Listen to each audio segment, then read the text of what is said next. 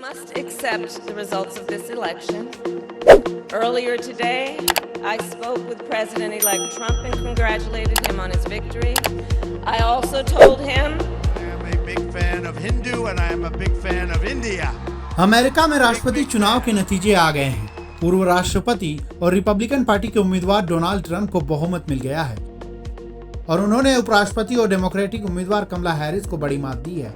Trump ने न सिर्फ इलेक्टोरल वोट में बहुमत पाया बल्कि सभी 7 स्विंग स्टेट्स में भी आगे रहे। इसी के साथ ट्रंप दूसरी बार अमेरिकी राष्ट्रपति बनने वाले हैं। बतौर रिपब्लिकन उम्मीदवार ट्रंप का यह तीसरा चुनाव था। ट्रंप राष्ट्रपति पद की शपथ लेने वाले अमेरिका के इतिहास के सबसे बुजुर्ग राष्ट्रपति होंगे।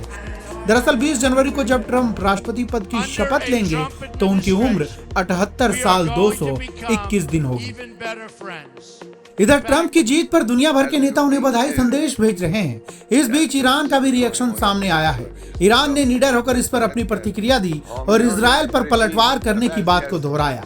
बता दें कि डोनाल्ड ट्रंप अपने चुनाव प्रचार के दौरान लगातार गाजा हमले का जिक्र कर चुके हैं और इजरायल के समर्थन में खड़े भी नजर आ चुके हैं।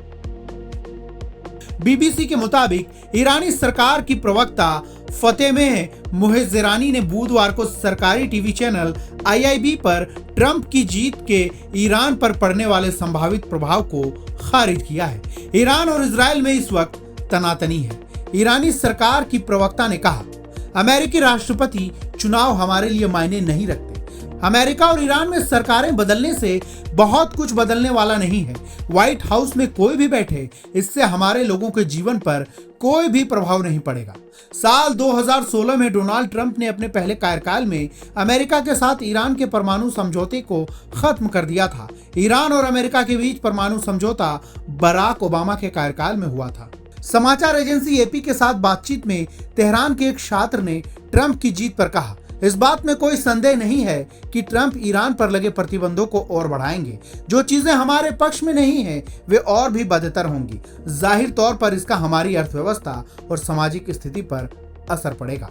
रियाल में आई रिकॉर्ड गिरावट। अमेरिकी चुनाव नतीजों के बाद कहा यह भी जा रहा है कि डोनाल्ड ट्रंप दुनिया की सबसे बड़ी इकोनॉमी के अगले बॉस होंगे। अमेरिका ने बिना मिसाइल और रॉकेट छोड़े ही ईरान की बैंड बजा दी है।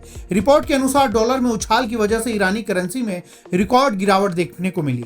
ईरान की करेंसी रियाल बुधवार को अपने लाइफ टाइम लोअर लेवल पर आ गई। कारोबार के दौरान डॉलर के मुकाबले रियाल का भाव 7,03,000 हो गया, जो अब तक का सबसे लोअर लेवल है। जानकारों की माने तो आने वाले दिनों में डॉलर में और भी ज्यादा तेजी देखने को मिलेगी, जिसका असर रियाल पर और भी ज्यादा देखने को मिल सकता है।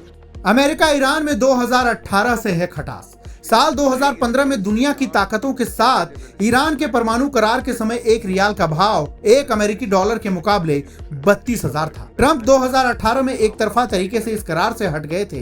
इससे दोनों देशों के बीच तनाव उत्पन्न हो गया, जो आज भी कायम है। इस तनाव की वजह से ईरान पर अमेरिका ने कई तरह के सैंक्शंस भी लगा दिए थे। अब अमेरिकी दोस्त इजराइल के साथ ईरान का तनाव है, दोनों ओर से हमले हो रहे हैं। ऐसे में डोनाल्ड ट्रंप का जीत जाना कई मायनों में जियोपॉलिटिकल टेंशन को नया मोड़ दे सकता है।